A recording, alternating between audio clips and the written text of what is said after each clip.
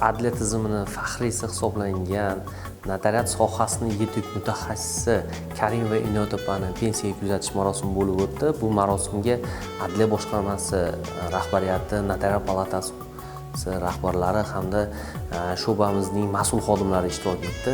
Ushbu tadbirda o'tkazishdan maqsad albatta nafaqaga kuzatilayotgan har bir xodimni e'zozlash. Bu birinchi navbatda mana bugungi tadbirimizda ishtirok etgan notariusimiz Karimova Inoyat opani shogirdlari, o'zini hamkasblari, mutaxassislar ishtirokida uni tantanali kuzatildi.